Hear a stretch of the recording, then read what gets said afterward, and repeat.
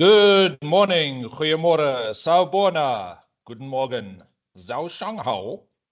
Welcome to this year webinar on preventing hackers and scammers from impersonating your email. My name is Dylan Null, Head of Vendor Engagement at CRS. CRS is a cybersecurity value-added channel distributor, authorized IBM training delivery partner, RedHat and SUSE training partner, and CompTIA training delivery partner. We operate throughout the globe with team members in North America and Africa. We have training centers in Florida, New York, California, Texas, Centurion, Midrand, Sandton, and Cape Town. That being said, I will be your opening MC for the start of the session. And let me tell you, we are beyond privileged to have 3 seasoned speakers and industry experts join us as our guest speakers for this webinar. Firstly, we have Mr. Amit Parbucharan from Beachhead Solutions in the USA. Amit is the GM for Europe, Middle East, Africa, and Asia at Beachhead, and brings much global experience surrounding device security. He has an enormous amount of knowledge on compliance and encryption. Many years ago, Amit was the Africa Regional Manager for HP's Data Protection and Governance Software Division. Also with us today is Renier van Vieren, who is a cybersecurity professional and definitely a standout expert in this field. He assists many South African firms with cybersecurity challenges and also conducts forensics for financial service organizations following any breach of security compromise. Let me tell you, he is going to blow your mind with the demo during the session, so be ready for that. He has a definite passion for technology. Next, we have Emmanuel Vumbamera. Emmanuel is a dedicated to fortifying business across South Africa and Africa against cyber threats. He manages BeachheadSecure and SMBsecure solutions. He leverages his expertise to implement robust security measures. He's very passionate about delivering state-of-the-art cybersecurity solutions and customized technical training that enhances business productivity and security. Gentlemen on the panel, welcome and thank you for bringing your expertise and experience to the conversation. Delegates and attendees, you're the reason we're here, so thank you for joining. I trust you will walk away with a mountain of knowledge. So again, welcome to this webinar run by SMBsecure, where we protect your business from the dangers of cyber risk and data exposure. So guys, a question to be thinking about here during this webinar is, have you ever been a victim of phishing or clicked on something you realized soon after might have been fishy or malicious? So keep that in mind while the guys are talking. I'm going to hand over to Mr. Vumbamera shortly, who will start off with proceedings. Emmanuel, over to you. All right. Thank you so much, Dylan, and thank you for the wonderful introduction. So let's get started. So we'll start by sharing what we are seeing going on right now within the business space, right? So we see that the rate of which these things are going on is very alarming and also very costly to small businesses, right? As we have seen that, so that's the reason we have this webinar with us today. So we can make IT providers and business owners like you aware of these risks and hopefully help you to improve your security posture to protect your business and your hard-earned money. So let's start by bringing in industry expert Renier, who will take us through the different threat types which we are looking at on the screen there and explain the fundamental risks which they pose to us. Over to you, Renier. Emmanuel, thanks for the opportunity to share the insights. Cybersecurity is a continuous evolving threat for businesses. As you rightly said, there's a lot of things going on, but we're dealing daily with incidents of invoice fraud, massive volumes of impersonation attacks, phishing, and a lot of attempts to steal credentials to gain access to accounts or systems. Just last week, we had a small business that was targeted where invoice was sent to customers where the bank details has been changed. Cyber criminals now pry on this. That is, the new payee might not verify that the account payments have been changed, and they will then process the invoice and pay it into the wrong account. By the time that anyone realizes this, the money is effectively gone. In this specific incident, we had a small customer which lost about 700,000 Rand. They're now dealing with refunds, obviously, for this money, potential lawsuits, lack of coverage from insurers, and obviously, some reputational damage. The recipients in this case, in fact, was one of the big banks in the country.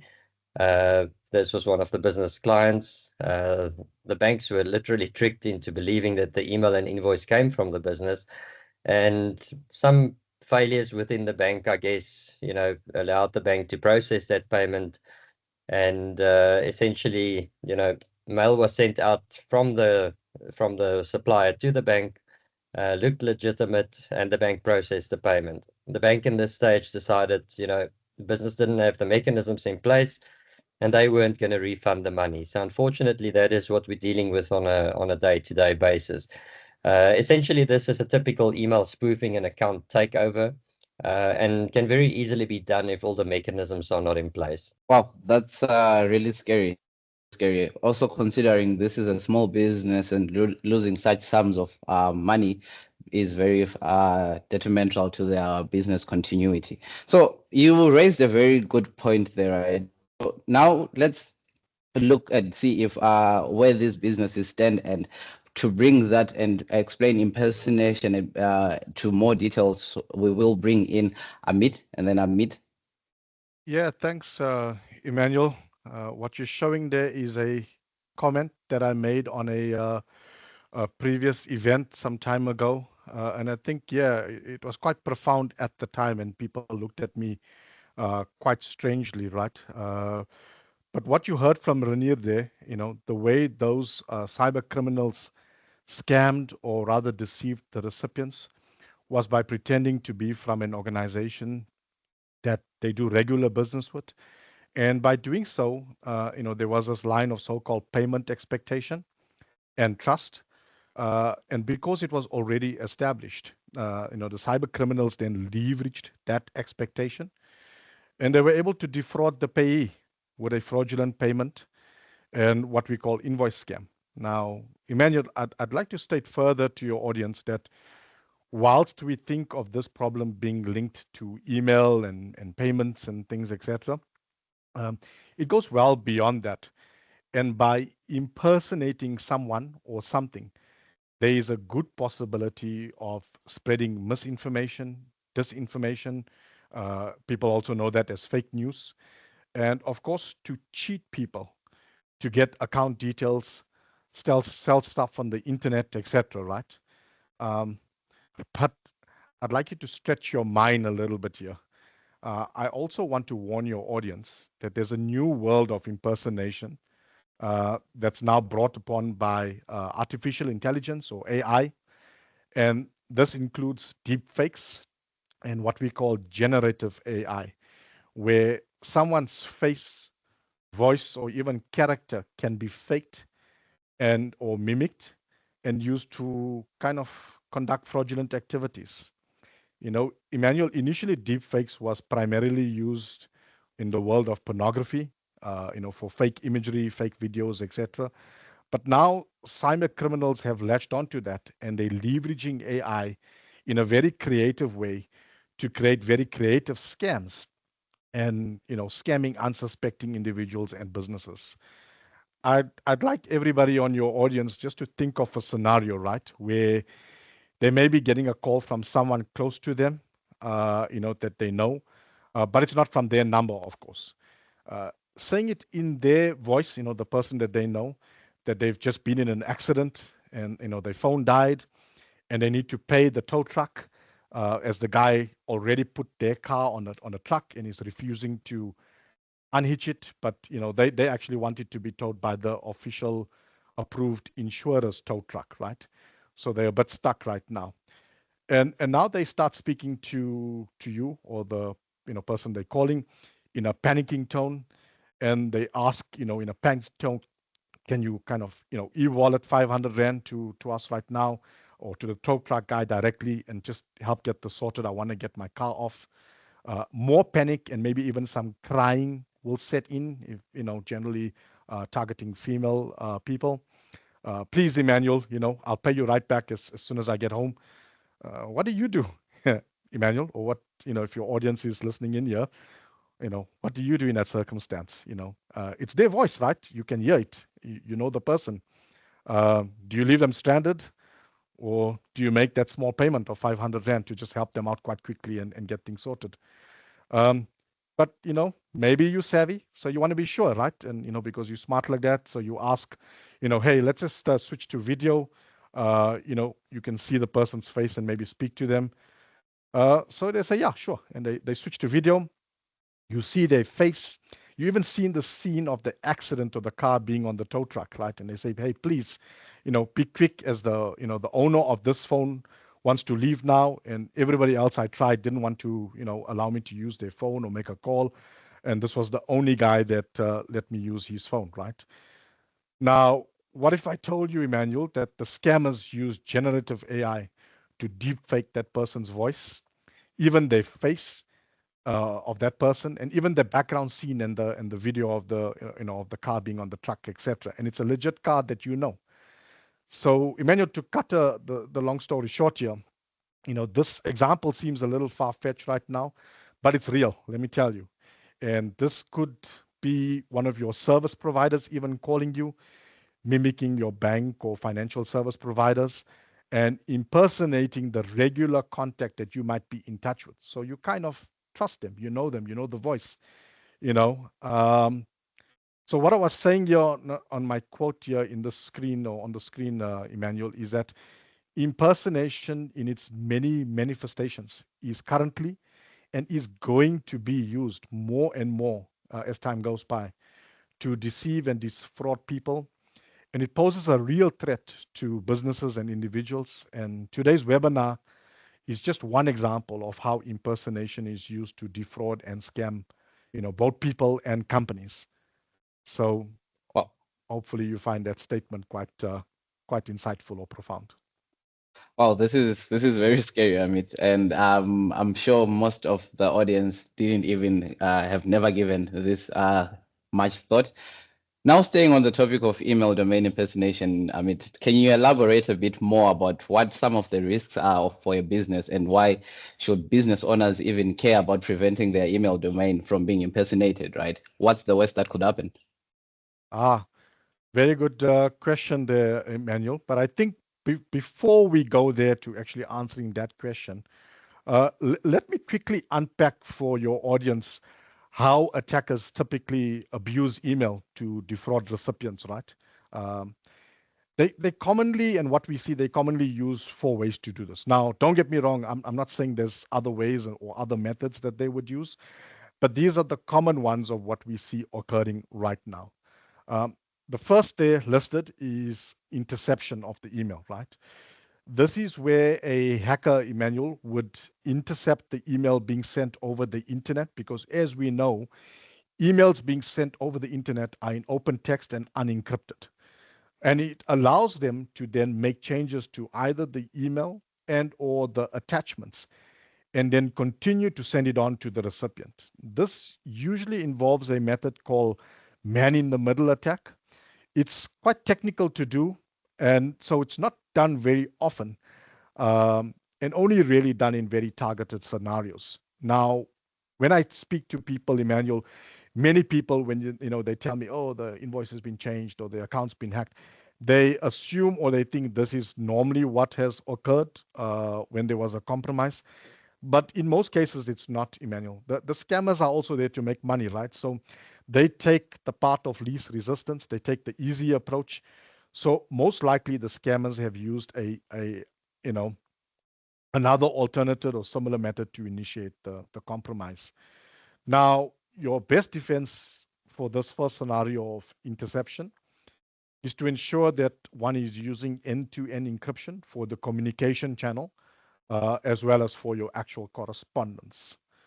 So This means using a method to encrypt the email or attachment on the computer before it even leaves the sender's computer. And it remains encrypted and inaccessible even when it reaches, for instance, your mailbox, right? And it's stored in your mailbox. We call this end-to-end encryption or encryption at rest. Emmanuel, if I can give you a good example of this that your audience might be able to relate to. For example, you're using PDF attachment encryption, just like when one receives correspondence from large banks or financial institutes, where the correspondence from them is encrypted and it's locked with a password, and you need to use a password to unlock the actual secure PDF file. So that's method one, and that's an example, and that's a defense mechanism. The other two methods listed there are takeovers or account takeover. Now, takeovers can be done in one of two places. Either they would compromise and then basically get into the recipient's mailbox, meaning the target, or they would compromise and get into your own mailbox as the sender. So they would either do it at one of two spots, and that's where they actually manipulate and change emails and invoices and all these things. They usually accomplish this using phishing as a primary attack method to steal credentials, to gain access to the mailbox. And they do this sometimes weeks or even months in advance of the incident occurring. So the user probably well forgotten about something they clicked on some time ago and, oh, nothing happened. So they just happy days and cool, but meantime, the attack was already being planned and they're starting to monitor emails in and out of the mailbox. And they know when payments are going to be done, etc. And here, people in accounts, HR, anybody involved in finance is a very high target for this kind of stuff, as well as people in IT, etc. So my question is, has your audience ever clicked on something that looked fishy? Well, they might not have used it then, but you'd be interested to know that a large percentage of compromises today involves email, SMS, and WhatsApp, and typically phishing. Well, it's time to then change and update your mailbox password to something long and unique. Maybe even consider using a sentence, Emmanuel, not a password, right? Something long. And ensure that you're using two-factor authentication. And please do check in Outlook. Your IT guys can advise you how to do that. For any sender rules that might have been set up and silently added to your Outlook without you even knowing. So what they do is they get into your mailbox and they define these rules that says any email going out to X, Y, and Z, or any emails that says payment or invoice, do this. And they write these rules and they put it in your mailbox and you don't even know. And it's only when the target, gets compromised does somebody figure out, ooh, something's already gone astray here. So those are the two methods. They get into a mailbox, either on the sender or recipient, and they start changing things, or they put in rules to change things automatically. Yeah, that's fine. So look, so essentially, multiple ways of impersonation. So display name spoofing, typically where the guys would actually use your domain, send it to your vendors. It would look like, if the right DMARC, SPF records, ZCIMs aren't in place, they could send it as the sender. It would look legit. Then we've got obviously lookalike domains where, there's slight differences and anomalies within the domain, maybe a 1, where it should be an L, maybe, a 0 where it should be a O. And typically people don't actually see those changes. They look at the display name, it's coming from the right person, but they never validate that it's actually, the correct domain it's being sent from. Similar domain name spoofing, many examples of that, Office 365, spelt, with an O, office365.com, with maybe a dot somewhere or a dash somewhere or something like that. And general users aren't actually that attentive to looking at those. Email domain spoofing and hijacking, obviously that's what we'll look a bit later in the demo, where we typically have them hijack the session, and spoofing, accounts or, instructions to reset passwords on Office 365. Okay. No, thank you. Thank you so much for that, Rene. Thank you so much. So now that you've shared about all these threats and what's out there, I'm sure everybody in the audience is wondering, is there a way of one getting protected from this, right? Are there any measures which any person, as a business can take out there, to defend their business from these culprits who are threat actors out there aiming for their money, right? So I will pull you back in, Rene, and, first tell us about DMARC compliance. That's a word we hear people throwing around a lot. Is DMARC compliance all I need for my security? How do I best defend my business? Yeah, Emmanuel, so I think, DMARC compliance certainly is one component we need. What we've got to understand about these attacks is that they're very sophisticated. We need multiple protection layers. DMARC is one of the layers, and it certainly goes a long way to actually establishing, not receiving those impersonation emails. We'll touch on some of the other components a bit later, but essentially what DMARC is that it's a domain-based message authentication, reporting, and conformance protocol. And what DMARC does is it puts a protection layer on top of traditional protocols like SPF and DKIM. So let's quickly talk about SPF. So SPF basically is the protocol that says, this is the server that I'm sending from. If it's from me, then I'm going to deliver it to the recipient's mailbox. SPF will usually have a check-in which says, if the originating mail server doesn't have my IP address and some of the other components in, then I'm going to classify this basically as something which is illegitimate. The problem with SPF is that we've got multiple layers within SPF. So we can have hard files, soft files, and people don't often understand these things. So we generally on Office 365, we would configure SPF. Office would give us the SPF record to say, this is what we've got to add in the DNS. And generally people will go for a soft file because that's the default. A soft file, unfortunately, is something which, will still deliver the mail, although it's not doing the full authentication and it's not validating the sender 100%. It would move that mail into the junk mailbox. The risk with that is that often mails end up in junk mail. Some are legitimate, some are not. And that poses the risk that the user can still click on a link, when it's ended up in the junk mail.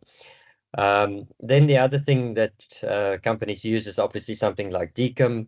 It's basically a digital certificate which exchanges a private and a public key between mail servers. It basically says, when you're sending me a mail, I'm validating that your certificate is valid, and therefore I'm going to then accept it and obviously deliver it to your mailbox. So SPF and DKIM in its own way is providing some level of protection. The problem is there's no way with SPF and DKIM to actually enforce what happens in specific scenarios. So therefore, what we do is we add DMARC on top of SPF and DKIM, and DMARC really is the validator. It says that if SPF comes in and the sender domain, the return path doesn't match, what do I do with it? Traditionally, SPF would have delivered it to the junk mail. On DMARC, we've got the ability to explicitly say, if this doesn't match, we are simply going to reject the mail and we're not going to let it through. Similar with DKIM, if it doesn't match, we're going to just reject it and not accept it at all. So really what DMARC does is it actually allows us the enforcement of the controls that SPF and DKIM traditionally lack. And that's the reason why DMARC is important for businesses. And if you look at the recent changes that Google and Yahoo and some other vendors have brought in place, they've basically said, look, if you're not DMARC compliant, we're no longer going to accept certain mails. If you're sending volume mails, bulk mails, your mails are simply going to disappear in thin air unless you're DMARC compliant. And to become DMARC compliant, we basically have to go through a validation process that says you've got to have SPF in place, you've got to have DKIM in place, and we will look at those mechanisms, and once they match, we will then obviously say, apply the DMARC policy to simply reject something which is rubbish, it's not coming from the right sender, it's not validating the right headers. And that's really what DMARC does. It gives us the control to say what we need to do with that. One thing it does, it goes a step further, is it also gives us daily reporting to say, these are people that are trying to impersonate our domains, these are the valid senders, and it over time obviously builds the information to say, what's happening with our email infrastructure, how many mails are being, sent out of our environment, which is legitimate or illegitimate. From a compliance perspective, it also allows us, specifically for businesses in insurance, financial, medical, to actually validate to the regulators, the Financial Services Authority, to say, these mails were definitely sent from us. We can validate it was sent from us. So it gives us a level of compliance as well. Then essentially, that is dealing obviously with outgoing email. So protecting our mails going out so that no one else can actually pretend to be us. What we also look at in this whole process is to say, incoming emails traditionally are sent from mail servers. They could be encrypted, they could not be encrypted. What we like to do with the entire DMARC suite is to say, there's a protocol called MTA-STS, and what that does is it actually tells the sending server that I will not accept any mails that is not encrypted. So it establishes an encryption tunnel between the sending and the receiving server, and it says if the mails are not encrypted, I'm not going to accept them. So it forces mail servers sending to the recipient to actually send that mail securely. And what that does is it prevents a man-in-the-middle attack where someone can intercept that mail, change that mail. And if you have to think of an example, basically we see a lot of emails coming in where invoices are changed. It's got the company's logo, it's got the company's details, and basically it just has different banking details. So what we want to do in both cases, on the outgoing and the incoming side, is to say, we want to make sure it's coming from where it's coming from, it's encrypted, it's secured, and there's no ability for these scammers and hackers to intercept that and actually deliver something to our customers which might have been changed.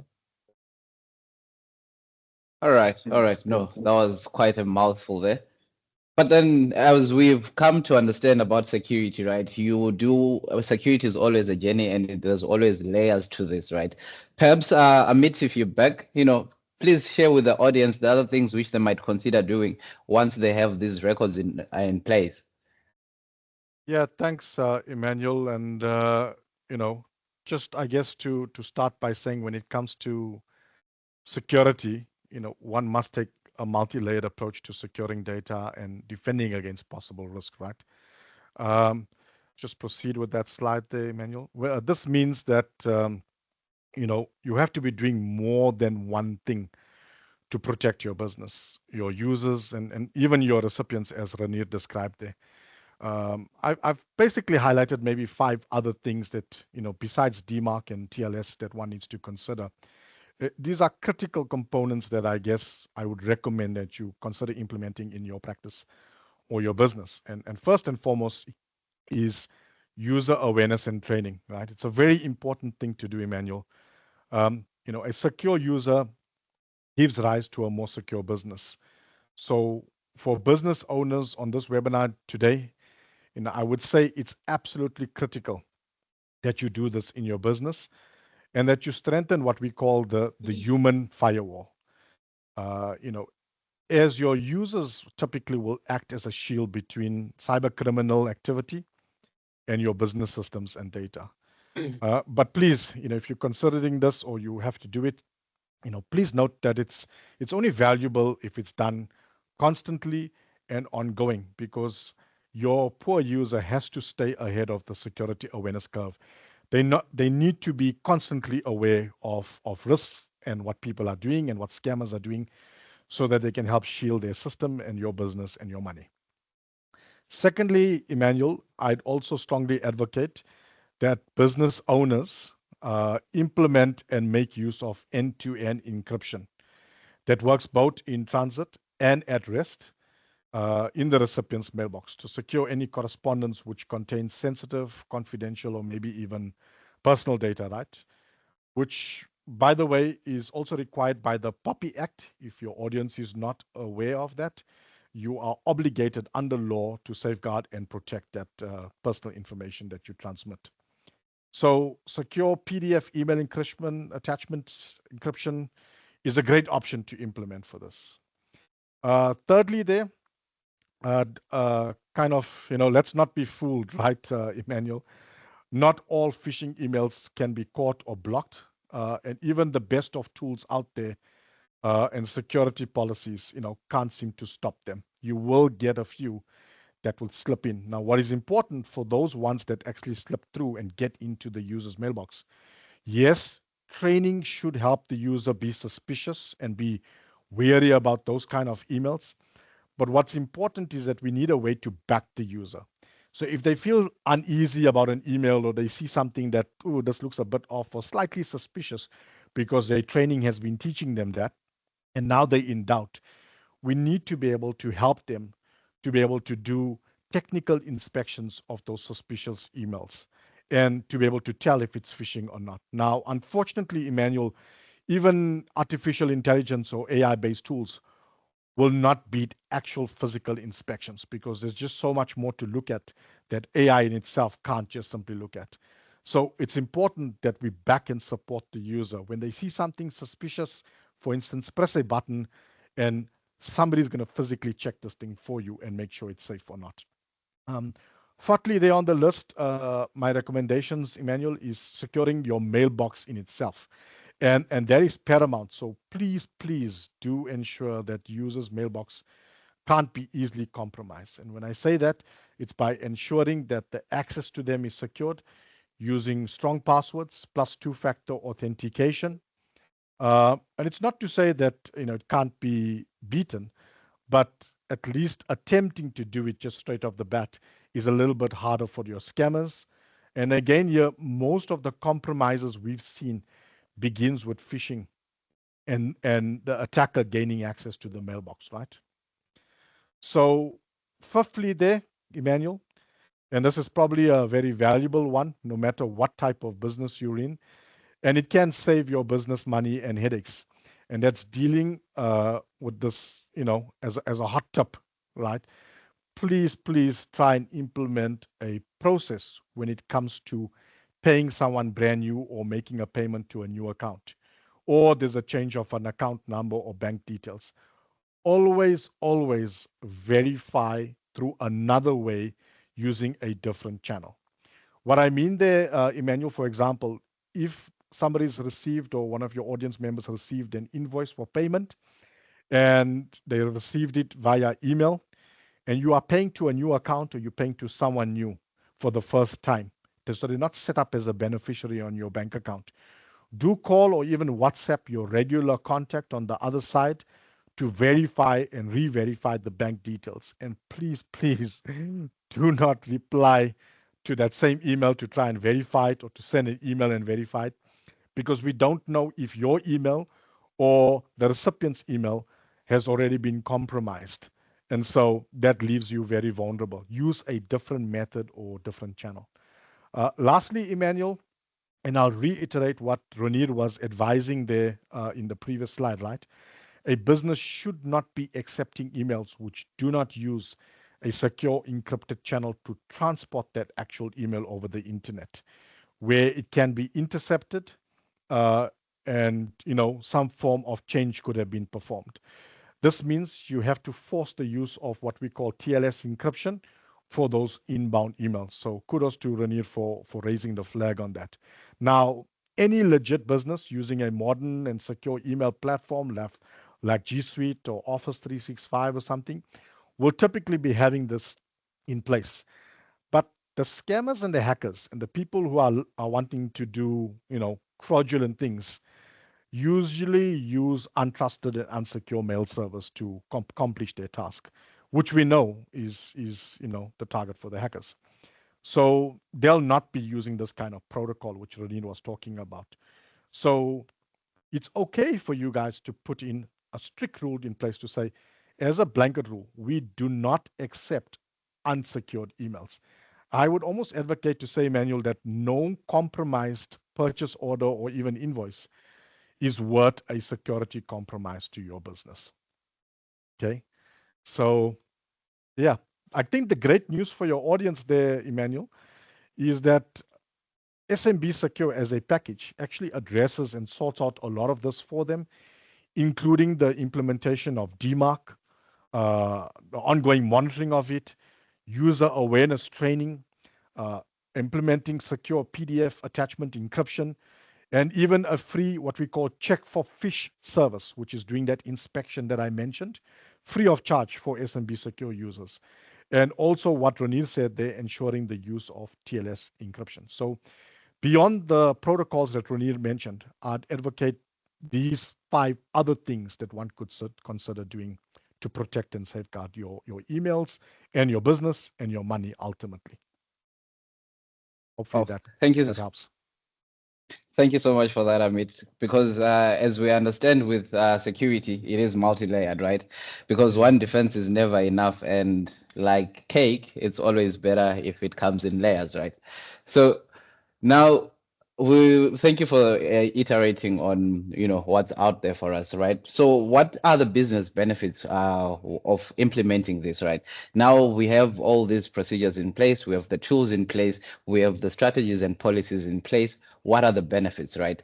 So Renee, if you can try and paint the picture for the audience here of what benefits this solution comes with, and having all these implementations done. Thanks, Emmanuel. Yeah, so certainly, obviously, we're looking at preventing spoofed emails, scammers using the domain to send to your vendors, suppliers, accounting teams.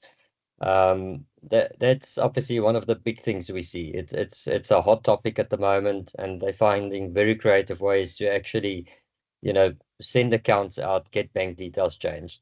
So that's definitely one of the business benefits of implementing this.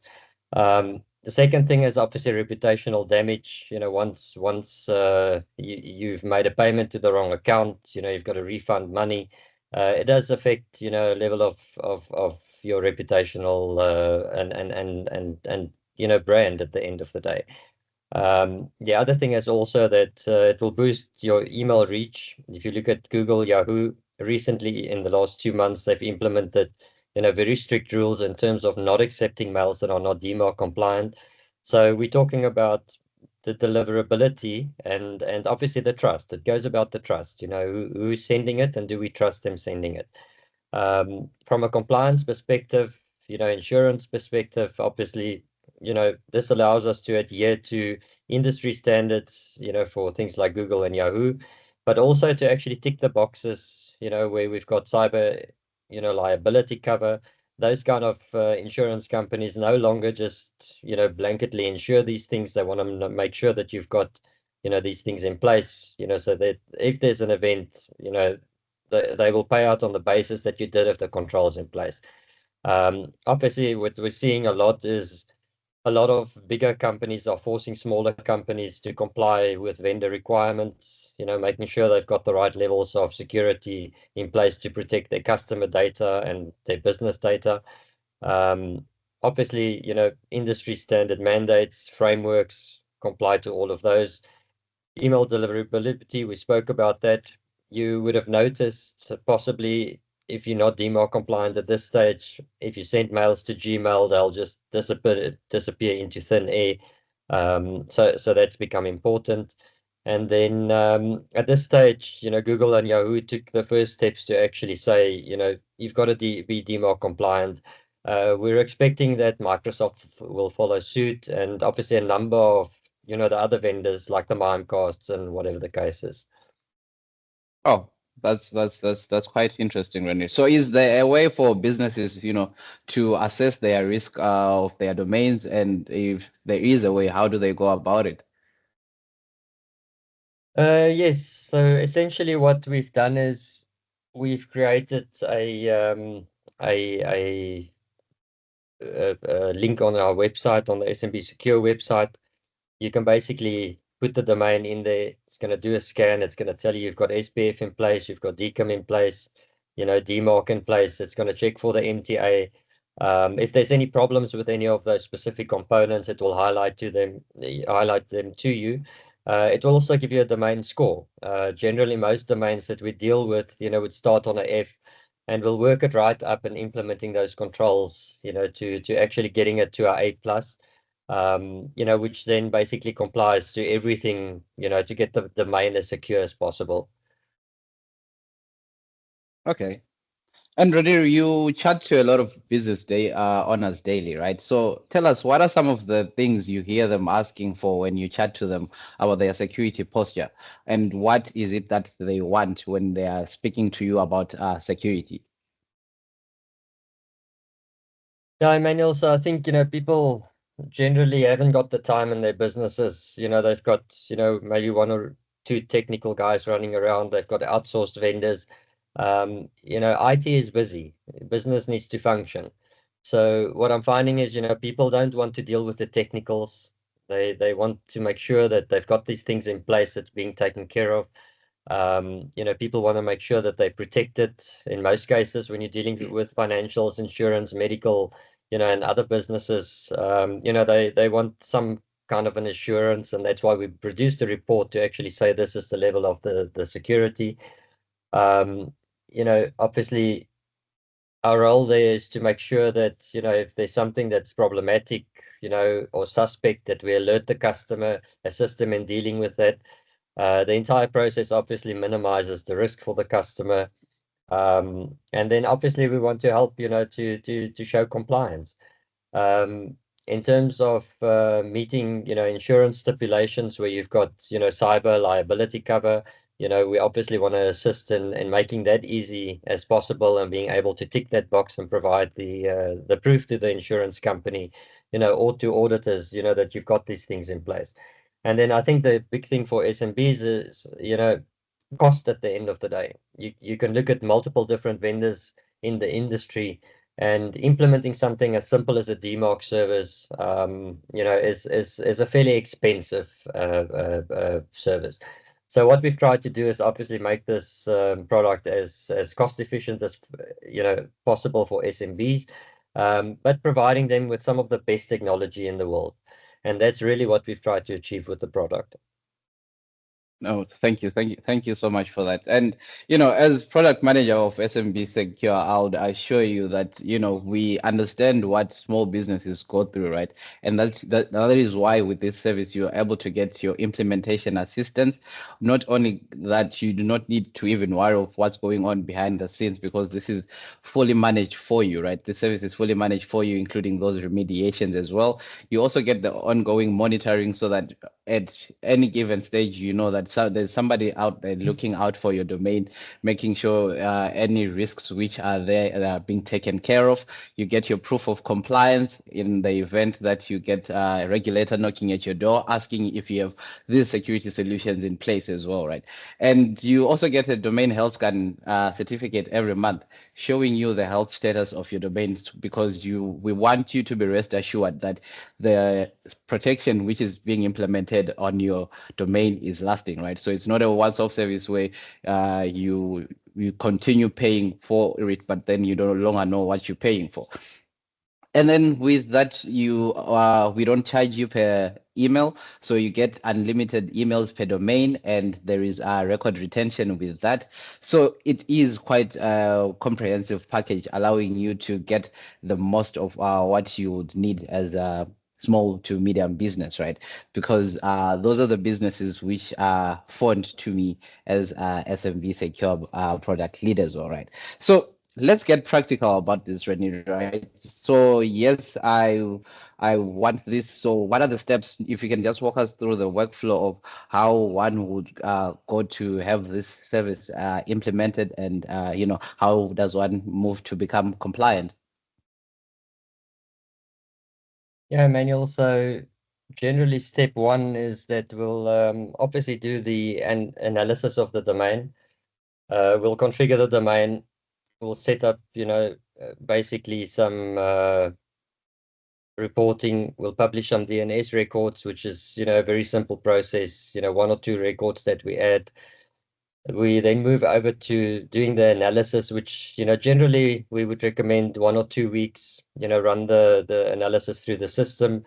Let me just maybe also clarify that at no point DMARC actually touches any email flow. It's simply a validator. So it's simply sitting in the DNS. It's saying that the validation is being done by this DMARC platform, but at no point does the email actually flow through this platform. So we then actually monitor everything that's happening on that domain for a period of 1 to 2 weeks. It then builds a list, of senders, which is sending on behalf of the domain that we've put in. We can then start obviously looking at whether these are legitimate senders or if they're illegitimate senders. We've obviously got a predefined list of stuff which is just total rubbish, stuff that generates out of Russia and all sorts of other countries.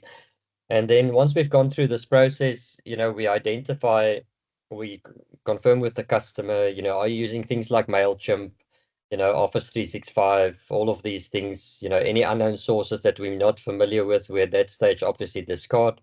And then basically we move into step 3, which is basically saying, now let's set the DMARC in place, where we're only allowing the sources that we're familiar with. A lot of people have got third-party components. We make sure that those third-party components are obviously contained within the DMARC system as allowed senders. With that, obviously, the correct DKIM and SPF records are adjusted. And basically then, we set the DMARC policy. It's also got a quarantine policy where if we're not 100% sure yet, we can deliver it to the junk mail if there's mail being sent. But ultimately, we want to get to the reject policy. And then the MTA STS, once again, DNS entries which we add, we start monitoring, we look at the responses, we see if there's any sources that are sending mails to our domains, which is, not being able to send it securely. We would obviously go through the same process, validating what's legit, what's not legit. And then we'll obviously get to a point where we would simply just reject anything that is not legitimate and only allow encrypted mails through. To move to the DMARC compliant phase, that obviously once we've implemented the policy of a very strict DMARC rule where we're dropping everything we're not familiar with, we continue to monitor that. Whilst we monitor that, we'll see, mail servers in China, Russia, a whole lot of countries sending mails. At that stage, the system will tell us we're simply dropping these emails, but it gives us the ability to continually monitor and see what is actually happening on the domain. In extreme cases where we're seeing repetitive attempts, we can then initiate a domain domain takedown, which actually goes to the registrar. We log that with the registrar and say, look, this is an active domain which is continuously trying to cause havoc, and we initiate a takedown procedure for that. So basically, the components there, we monitor, remediate what needs to be done. Reporting, we keep on doing. We do that on a daily, weekly basis. We'll produce that certificate, obviously, to say the status of the domain. And, basically once a month, we'll send a report that says, this is what's happened on the domain. These are things we explicitly removed, and these are things and emails that we've allowed through. And then same on the inbound email. We also look at those reports once a month, once a week, depends on how busy the mail domain is. And, just make sure that all of those things are on track. And at any one of these points, if we see anomalies, we'll obviously engage the customer. We often find customers forget they're using third-party systems like MailChimp. And, we've got to do a bit of work, obviously, to get those, to work with the DMARC system. But that, in the long and short, is basically how the workflow works of implementing this. All right. No, thank you so much for that, Renier. Thank you so much for that. This was a lot of information to take in, right? And I'm sure the audience has learned a thing or two, which they will take away from this webinar today, right? But then if most of them are like me, I'm a visual learner. So I prefer to see things in action, right? So we will move on to the demo, right? For this demo, I would like Renier for you to at least help the audience answer the following question, right? How does one assess their domain via the SMBsecure website, and also take us through how a cyber criminal can take advantage of an insecure email domain to send fraudulent emails, explaining, showing us how domain spoofing takes place. Also, I would like also our audience to learn how a cyber criminal can do an account takeover whatever, and send emails to suppliers and customers, right? And lastly, how SMBsecure sales service, the SMBsecure service rather, helps to identify unknown sources and any unknown blacklisting of your email domain. So without taking up any more time, I will hand over to you, Renier, to take us through the demo. Thanks, Emmanuel. Let me share my screen, and if you guys can just confirm if you can see everything. Yes, all good. Okay, so essentially what we've done on the SMBsecure site is we've added the checker here. If you wanted to check a domain, and I'm going to use this a domain that's obviously fully compliant to show you what this looks like, you can put in the domain details and simply hit the lookup button. In this case, you'll see that the domain is rated as a A+ domain. It will tell us that the SPF records are valid, DKIM records are valid, obviously DMARC is fully implemented, and the MTISDS is basically in place. What I just want to mention is that we often find that customers generally have SPF in place. And the reason for that is because when you're using G Suite or Office 365, they actually have a validation that says, you've got to enter these records before you can continue setting up the domain. We often also find that people do set that up, but then they've got third-party add-ons and they add those into the records. And sometimes, something's not 100% there. So this will actually show you if the SPF record is valid, if it's functioning correctly. DKIM is something which I find a lot of businesses actually forget to implement. It's a very simple thing in Office 365 and in G Suite to actually enable. But I find that most companies have SPF in place, but they forget about DKIM. So that's something to keep in mind. Once again, to be DMARC compliant, we actually need to see that both of these are valid. So basically, that is something that anyone can use. Go onto the SMBsecure website. It will bring you here. It will basically give you the ability to see your domain score. I'm going to just take a domain that is actually not complying to anything, so you can just see the difference. So if you look at this, you'll see that the domain complies to SPF and DKIM, but there's obviously no DMARC in place. So that basically is the check. I think if we can then move on, Emmanuel, to the practicalities of what it means if a domain hasn't got full DMARC in place. So I'm going to use this system, which is a system which has been around for years, which allows us to just test fake emails. And people are welcome to obviously take this, go and run some tests against your domain and see whether those mails are actually being delivered. This gives us the ability to actually just impersonate someone, really. So I'm going to take a domain which we've got here, which is WealthGen, and I'm going to send it to one of my other domains. And what I'm going to do is I'm going to take a sample of what we typically see with people wanting to take over mailboxes.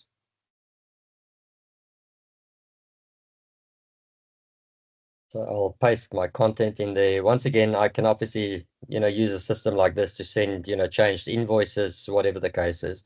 What we are going to do is we are going to send this mail. Just want to double check all our settings.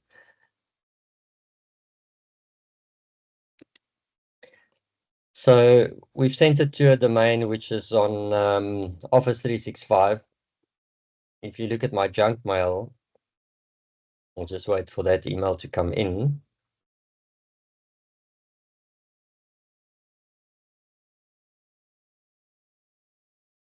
Just give it a bit of time to actually send in.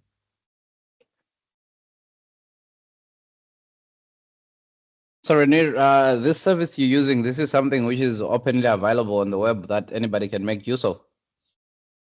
Yes, yeah. So that we can send the links out later.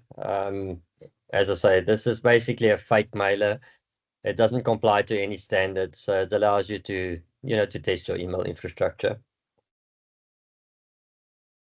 Obviously, there are some delays on it sometime, but we'll wait for that mail to come in. But essentially, this mail will basically be displayed. You'll see that it's moved into the junk mail folder here. And you can see that it's basically sent from the accounts at WealthGen email.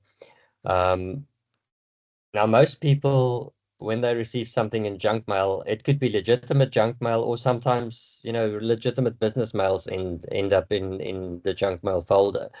It depends on how we do this kind of test. So this specific one, I actually, change some details so that it ends up in the junk mail, because that depends on how Office 365 is configured. We did another one this morning where we tested, where we sent it from IT support at WealthGen, and that basically ended up in the Outlook inbox. We were able to basically add some header details, which actually told Outlook this was legitimate. Very dependent, obviously, on what mail scanners you've got coming in and whatever. But it just shows you that this thing's got the ability to actually land in the user's mailbox. Now, typically, when you get an email like this, we can get very creative as to, what we do. And one of the big risks we face is that if an IT person's mailbox gets, or technician's mailbox gets intercepted, they could basically be sending on behalf of that individual. And when I get something from my IT support, I'm generally going to say, well, it's probably legitimate. I've got the link here. It says I must update my password. And I'm basically going to click on that link, and it's going to redirect me. Now, if you look at the header there, you'll see that it's actually a domain which we've registered. But a lot of people don't actually check for that. And I think, to get back to Amit's point, that is where awareness training is actually very important, to actually make sure that people check links when they click on it. Now, if you look at this, you'll see that it's taken me to the Microsoft 365 login.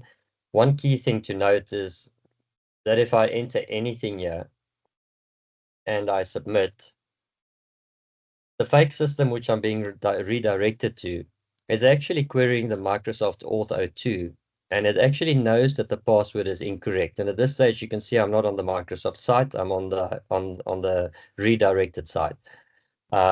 So we're making sure on the back end here that we're actually capturing the correct details.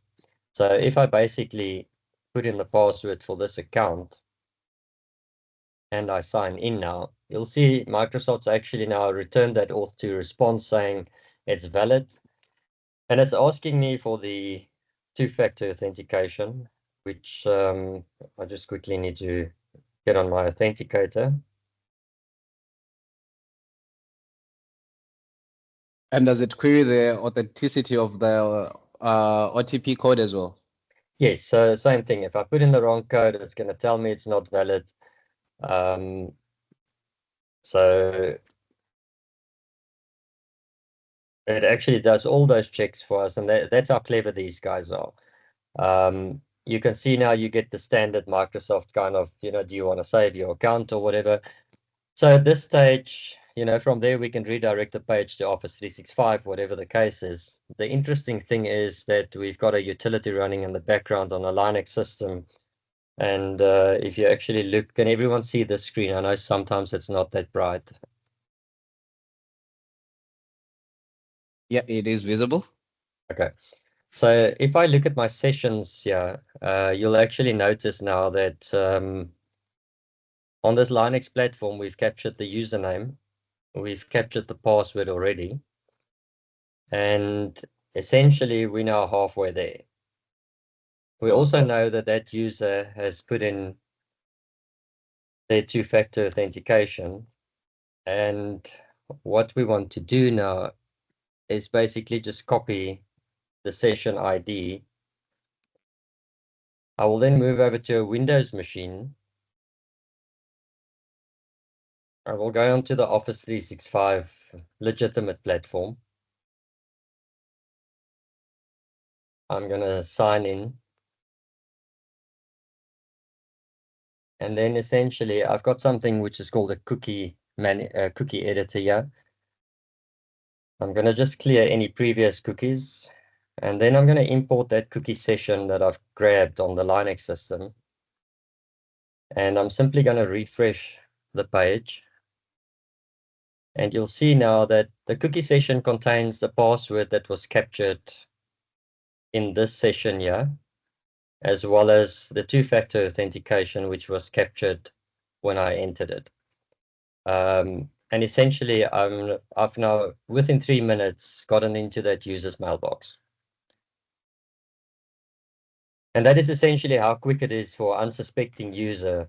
When they click on that link, IT department said they must change their password, and they've basically done it. They've gone through the full process, and we essentially, on this system, have now captured this. And we can send this out to 200 people. We're likely to get at least a 5% hit rate.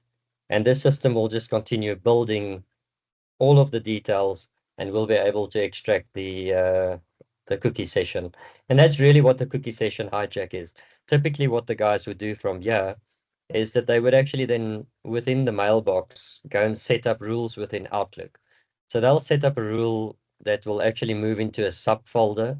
So anything that, invoice related, as Amit said earlier, invoice related or payment related, they will actually move into a subfolder which the user won't be aware of.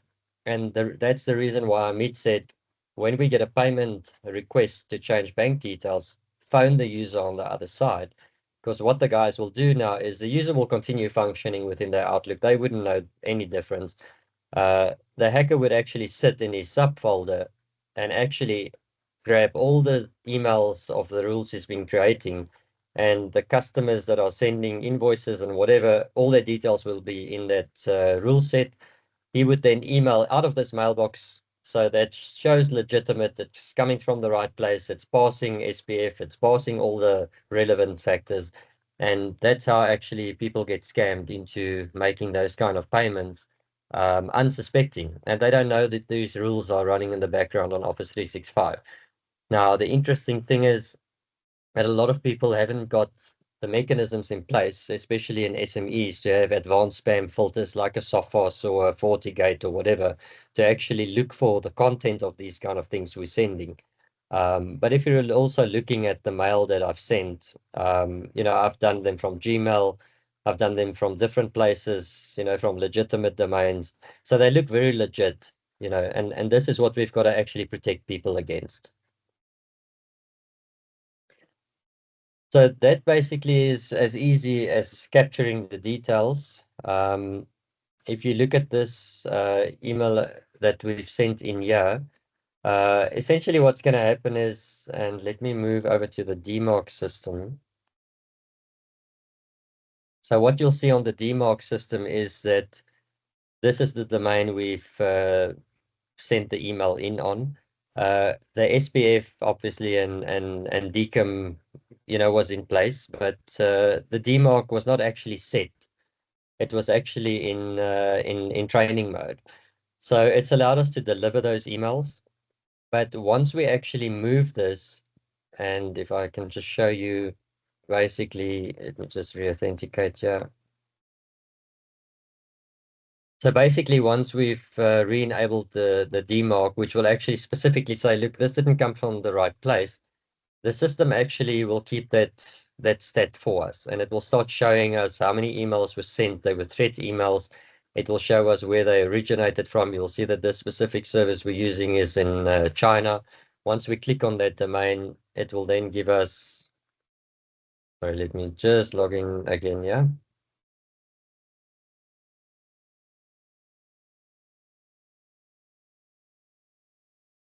And Ronir, this is Amit. Whilst you're doing that, just to confirm, so this is kind of exactly mimicking what a hacker would typically do. They have these systems running on the back end. You think you're logging into Microsoft, you're not, even if you've got two-factor, and they're basically stealing in real time your password and your 2FA code, Yes. and then get into your mailbox and then, essentially wreak havoc from there.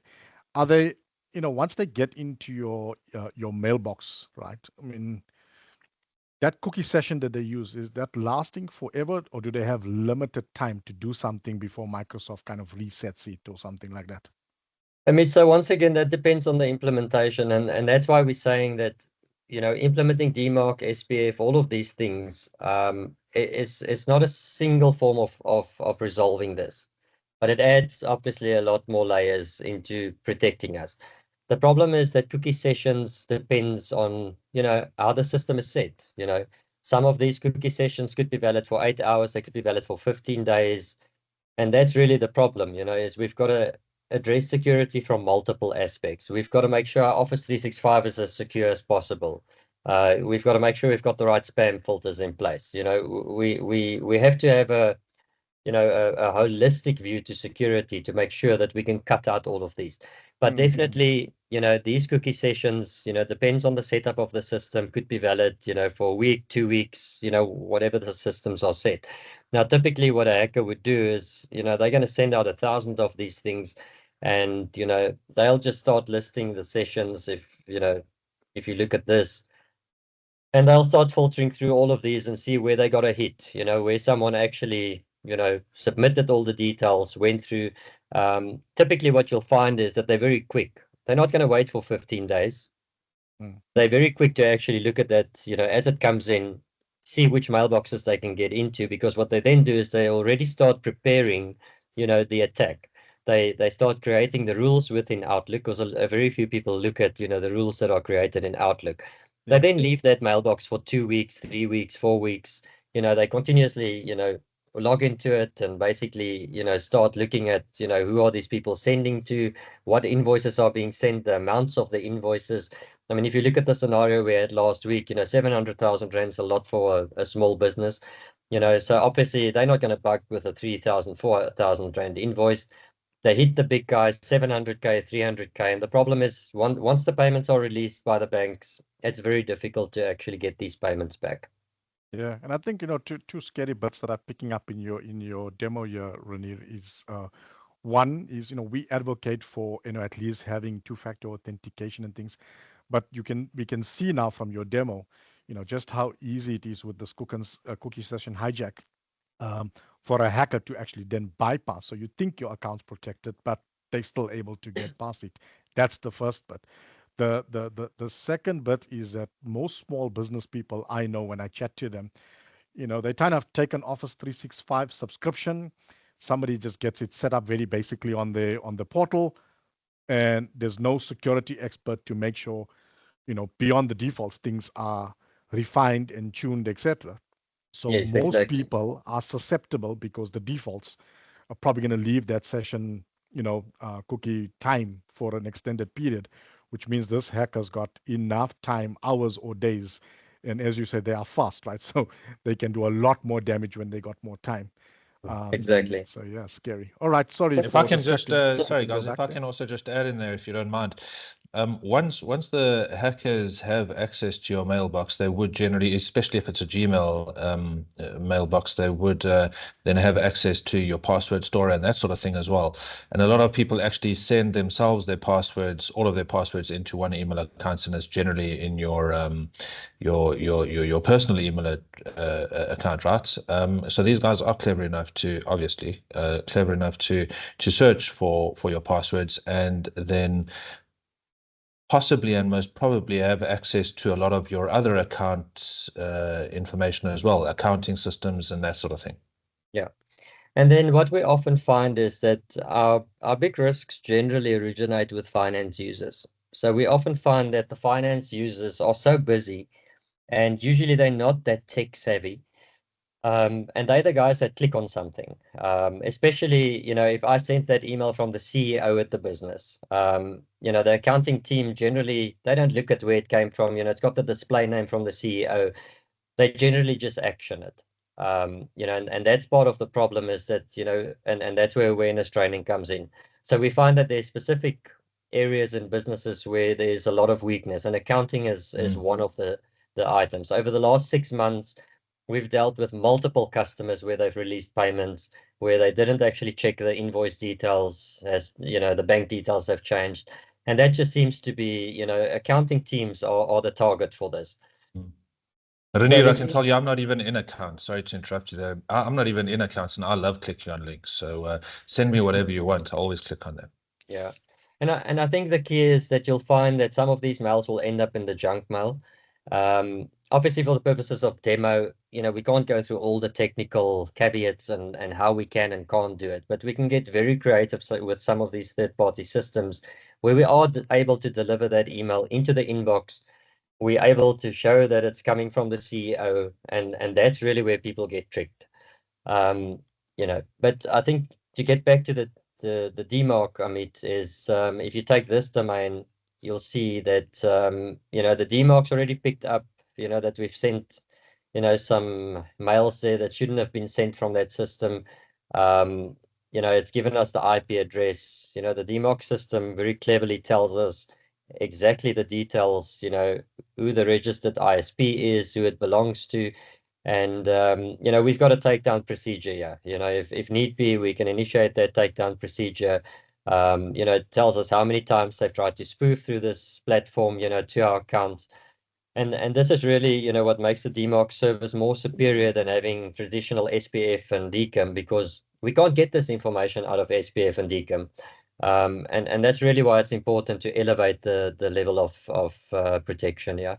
Yeah, and again, I think to reiterate, small business people would take an Office 365 subscription or Microsoft subscription, or even a G Suite subscription, or even something with a local web hoster, right? They do that, and essentially some of them are secure systems or they premium. So like Microsoft will have SPF defined, will probably have an encryption key like DKIM defined, but that means absolutely nothing in terms of the protection. So in terms of the SMBsecure service and this DMARC compliance, can it or does it actually help in what you've just shown us when somebody is effectively trying to send this spoof email or something? Yes, so definitely. Sorry, guys, again, if I can just interrupt, I really do apologize, but we are way over time here. So just all the delegates, if you wouldn't mind just holding on, the guys are having an interesting chat here. I really do hope it's interesting to you all. If you could put your questions into the chat box or raise your hand if you'd like to ask questions.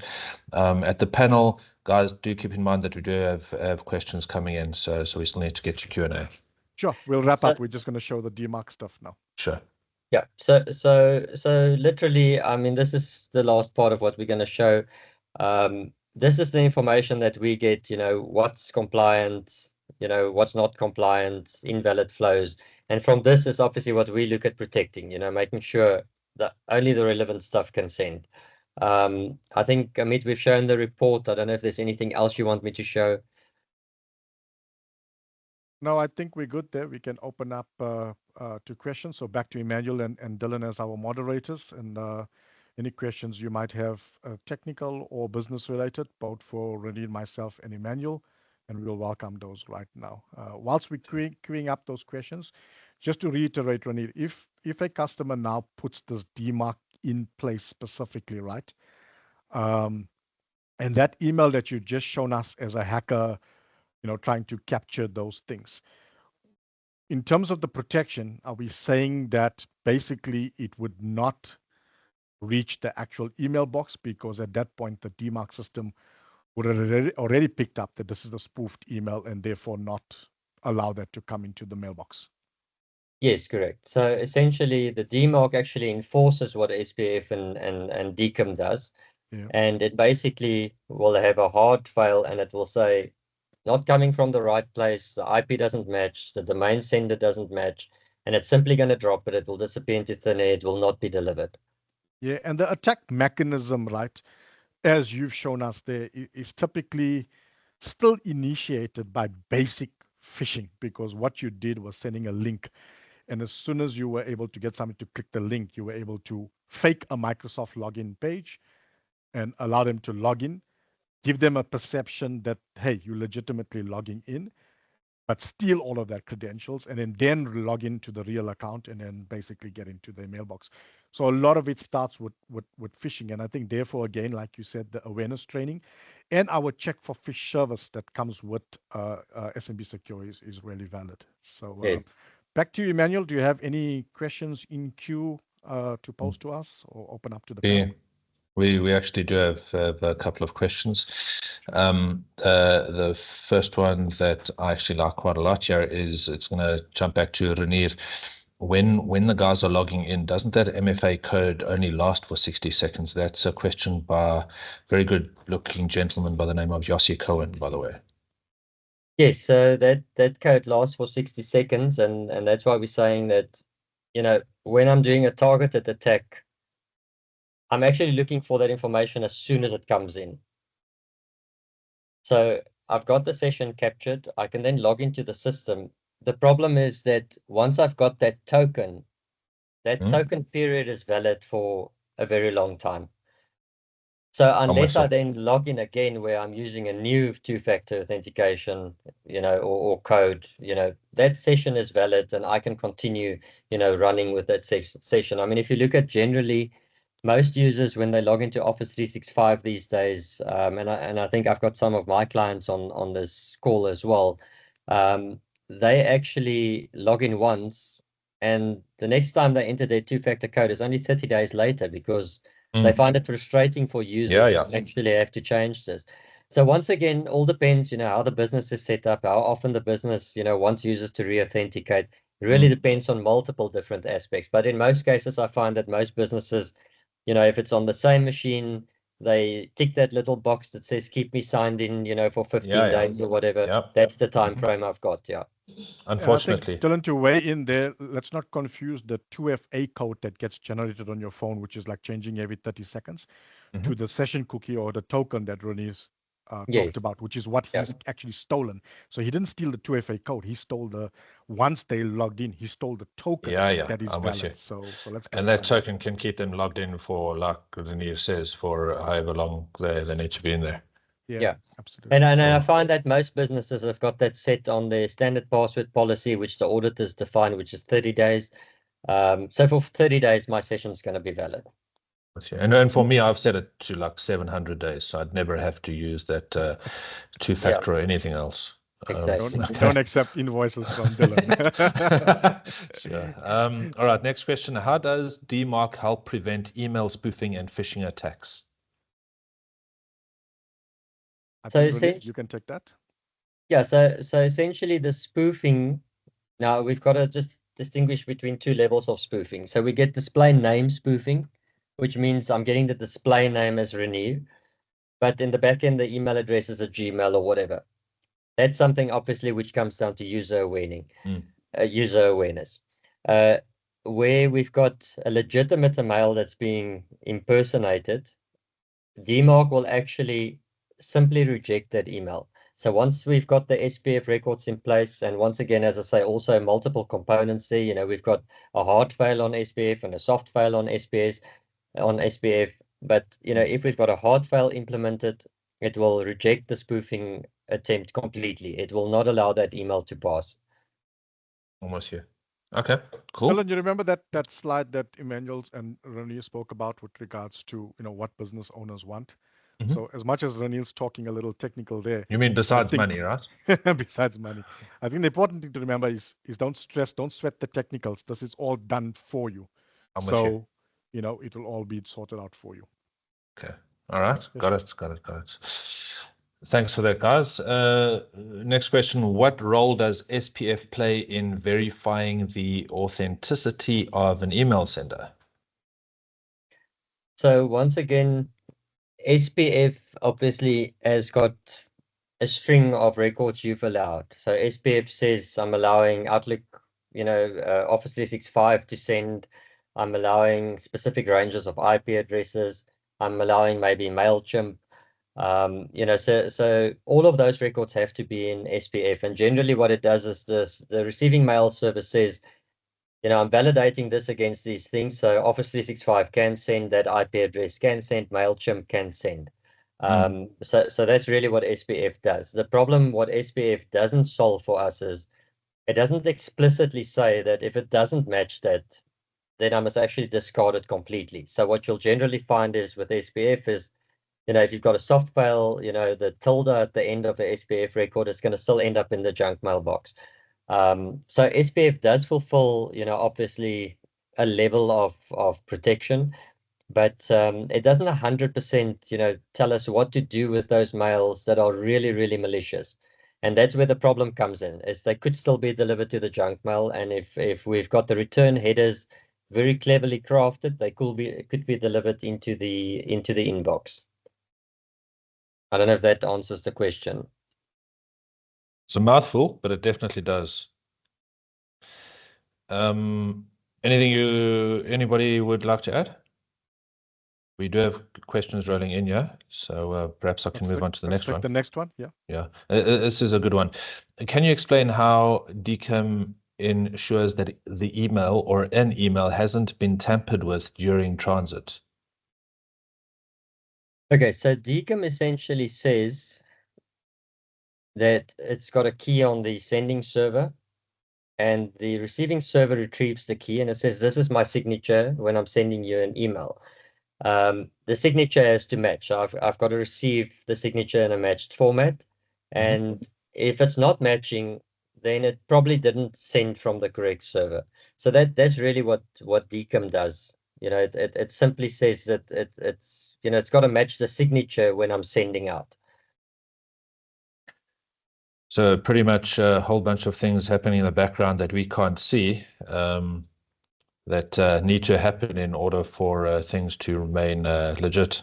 Yeah, but once again, also let me caution against, DKIM is not 100% fail safe, because once again, there's nothing in DKIM that says that if it didn't match, I must completely discard the mail. And that's the same problem we've got with SPF.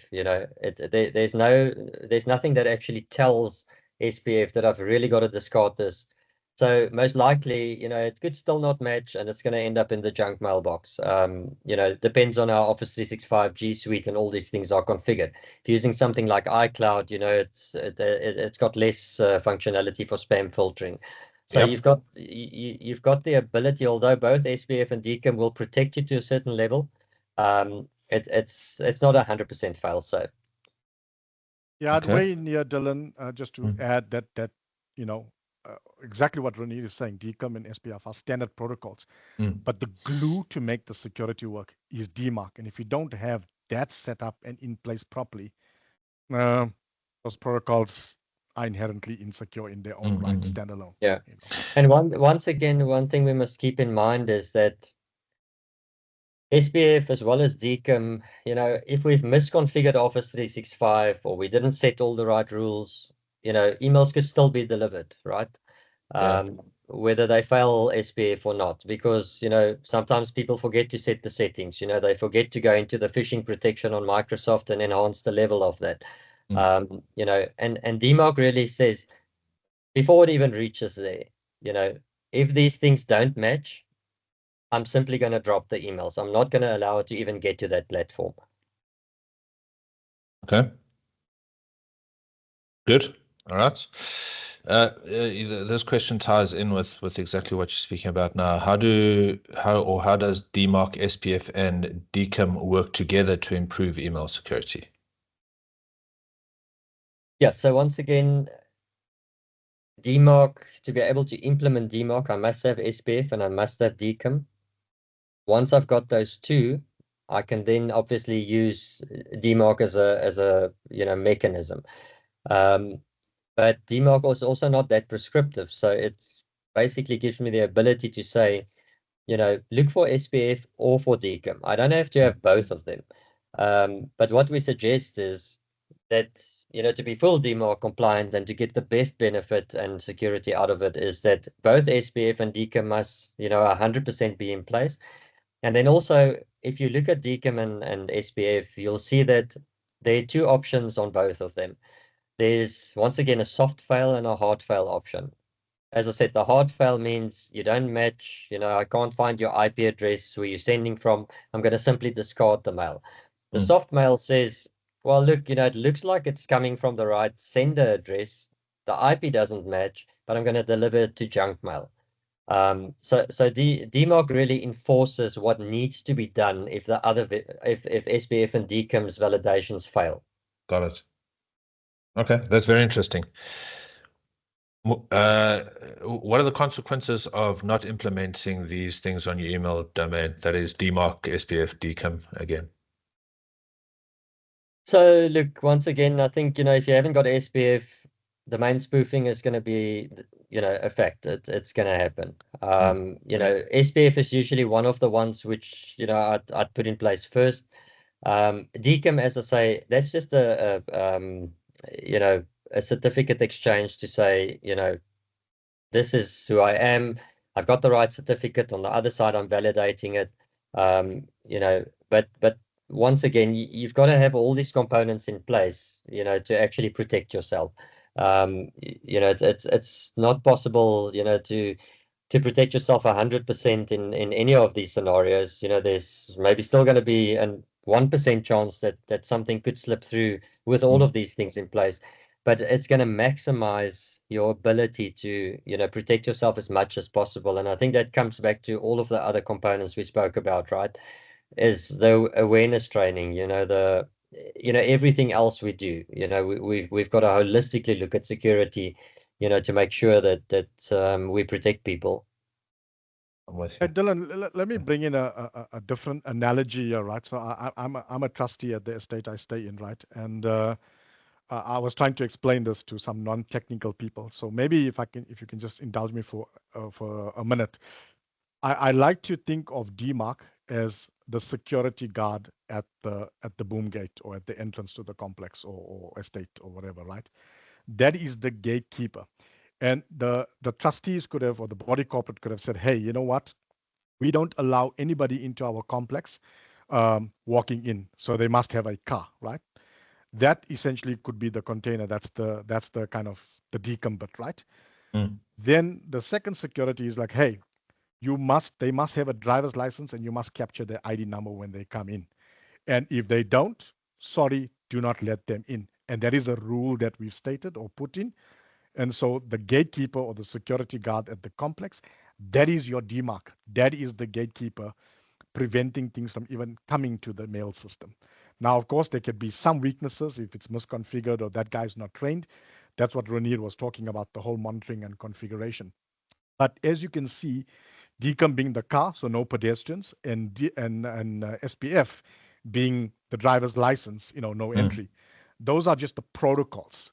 But to glue that together is the DMARC. Hopefully my analogy has helped non-technical people understand what we're trying to accomplish. And so the gatekeeper, the security guard at the boom gate, is DMARC to prevent this kind of things from coming in, and or people, coming in a bicycle disguised as the car, right? And saying I'm coming to your gate as a car. It's fake. And that gatekeeper will block and stop all of that kind of stuff. So impersonation and all these things is handled completely. Forget the technicalities of DKIM and SPF. If I can tell your audience, just focus on DMARC and its compliance. That's your full security protocol, and that's what we will implement. Hopefully that analogy has helped a little bit. That analogy there was directed directly at me, wasn't it? So that I could actually understand it. Absolutely. Very much understandable. Thanks, Amit. This one is actually also directed at you. Will SMBsecure work on Office for Mac? SMBsecure. Well, look, SMBsecure is a bundle. There's multiple components and services. This one we're specifically talking about is not linked to the device type because it's tied to your domain. So this would work irrespective of your device type. If you're talking about, specifically our add-in that might be doing fish checking or encryption of, converting to PDF and things, that is specifically for Outlook on PC, not for the Mac devices, because Mac is a render of Outlook. It's a web render. It doesn't have an actual client. So that's the limitation. But in terms of this service specifically, this would work on your mail domain for any device type being used. So it doesn't really matter. I agree. Everybody should just have Windows PCs. That's just a joke, guys. Keep your Macs going there. Be like my wife, not like me. The next question, how can DMARC reporting help identify and mitigate potential threats to your email domain? Yeah, so essentially, that's the reporting I spoke about. So we get reports every day. So all the major mail servers around the world, sends us reports every day. The DMARC system then obviously processes that and puts it into a readable format. So it highlights to us, what the risks are, where the risks are coming from, and from there we can action obviously and decide, what do we want to do? Do we want to block something specifically? Look, for the most of it, once we've implemented DMARC, we're not allowing anything but what we've actually agreed to, right? So it gives us the ability, to obviously see if there's anomalies happening. And from there, we can obviously make, the calls as to what we need to do with them. Hey, Dylan, I would say I took a look at that report, and if anybody's thinking they can do this themselves or easily, those things are in XML and they're very technical. Yeah. And you know what? This is why we've decided to have this as a fully managed service done for people, so that you don't have to worry about the technicalities. Rolina and the entire team takes care of all of that, and when they see anomalies, they'll flag it. If they don't see anomalies, great, you're good to go. So Good. it's all done for you, and that's the simplistic explanation there as well. Yeah. Maybe if I can quickly share my screen for 1 second again, I'll just quickly show you. Cool. So you'll see we've got a ton of information on our system here. Sending sources, DMARC compliance rate, DKIM verification rates, SPF verification rates. We can see, on this specific thing, the DKIM validated, but the SPF verification failed. So we can see the DKIM auth passed, the SPF was on soft fail. So what soft fail means was that mail was delivered because, it's a soft fail. Essentially what we want to get to on all domains is to say, let's use a hard fail and make 100% sure that nothing gets through. In some environments, customers still prefer the soft fail. They want the mail to go to the junk mail, but it really depends, what we find, what we see. A lot of people you'll see that send like through MailChimp. Those are the systems which obviously, they change IP addresses and things like that. So we've got to keep an eye on that. We've got to constantly obviously adjust the system to make sure that things are functioning 100%. But you can see the level of detail, mail volumes, we can see how many passes. So there's quite a lot of detail, and we don't want to bug people with obviously all of the detailed stats because there are thousands and thousands of these. And that's why what we do is we provide that certificate that says the domain is now compliant, whatever, it's an A+ level, but also on a weekly basis, monthly basis, we say, this is a executive overview of everything that was legitimate versus everything that wasn't legitimate. And the system will flag for us and show us, where there's sending sources which are obviously, kind of malicious sources. And often when we look at these, we'll see where they've originated from. And, we know outright, it's something which we're just simply going to block going forward because it's originating from, rubbish mail servers. I must really love your job, Renier. Thank goodness there's guys like you that in your team that can actually sort these things out. Way over my pay grade, but anyways, thanks for that. There's a few more questions here, and they are very important. Okay, I'll stop. I'll go back to your presentation. No worries. Can your SPF be misconfigured? And how can these misconfigs be avoided? Yes, so definitely. So what you'll find is that when you're adding records into SPF, sometimes spaces are missing. What I've also seen is that, some people, especially in technical environments, they've got multiple monitoring systems. They might have a SolarWinds or a Sophos or FortiGate, and all of these things are sending mails. Now realizing SPF is a limit of 10, 10 validating sources I can put into a SPF record. That you can't exceed that. What we do for that is obviously do what we do, hosted SPF. So we hand over the SPF records to the DMARC system. We can take 20, 30, 40 records and we flatline them into one DMARC record, and that will then allow all those sources to send. But the system will actually show us if there's a misconfigured SPF record. And as I say, that could usually be, the tilde, which has got a space in, double spaces, whatever, So it will show us those kind of things, and we'll be able to fix that up. I'm with you. That question actually hit home for me specifically on the answer as well. So thanks for that, Ranir. It's not like I mean, me and as an account manager, I'm trying to make money. That's it. I'm here to do my job, and I don't want to have to look in the background of are things the way they should be. Am I going to be scammed? Am I going to be spammed? Whatever the case is. So that really hits home for me that this can be done. Or misconfigurations can be fixed from your side without me having to have this hassle of doing it myself or trying to do it myself. Exactly. And that's really what DMARC does, right? It gives us, all the problems. It's where we need to look at, obviously validates the sending sources, when there's misconfigurations in DMARC, in SPF records where there's misconfigurations, because even in DKIM, sometimes you'll find the selectors have got issues. We'll be able to see that. We'll be able to obviously, tell you what to rectify. For the most of it, if we hand over, the SPF and all the records to the DMARC system, we can actually fix it on the fly, without the customer having to go and worry about DNS entries and looking after them. With you. All right. Cool. Does SPF, DKIM, and DMARC get done on Office 365 or a third-party provider? So what we do is that we generally do the DMARC, obviously, on this DMARC platform. We let this platform do the validator. We use the DKIM on Office 365. It's a very simple thing, just to activate, add the DNS records. And SPF, we usually prefer to hand over to the DMARC system, because it then gives us a lot of reporting in terms of, what's coming into the environment, what's malicious, You can certainly do that within Office 365 as well, but you can't get the amount of stats and reporting that we're able to provide in a system that's designed to actually produce all of this information.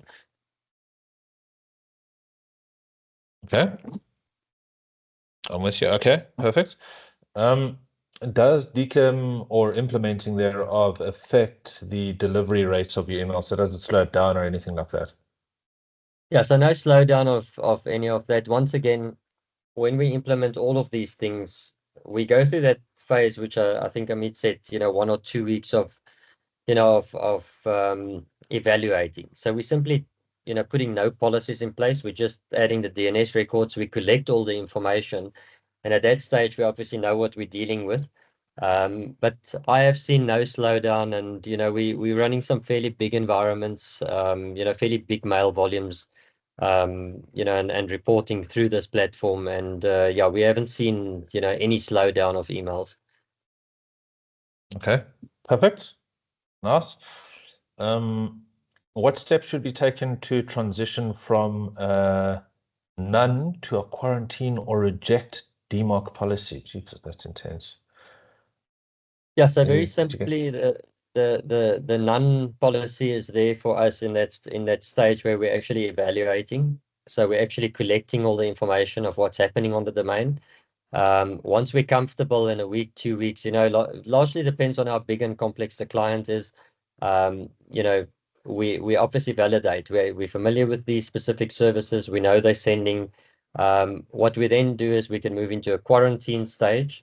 Quarantine essentially will mean that I'm going to deliver to the recipient things I'm not sure of into the junk mail folder. So the recipient's still going to get it, but it's no longer going to get, go to the inbox. It's going to be to the junk folder if it's, considered, impersonation or anything like that.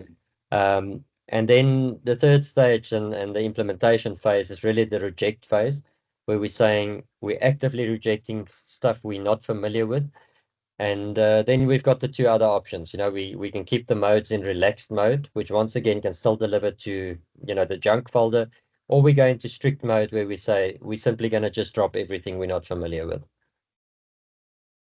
Sure. Okay. Sorry, please. Sorry for the person that asked that question. right now, this whole impersonation and phishing and business email compromise, it's relentless, right? The pace that it's happening at and the volume that it's happening at, there's actually good reason to move to that reject, because there's fear that, oh, we're gonna miss this email from our customer, this, that. Believe me, there is no customer email as valuable as one that's going to compromise your business and your money and your user. Because if a person's email doesn't get through, it's going to tell them and they will call you or something. And if it's legit, then we'll make a plan.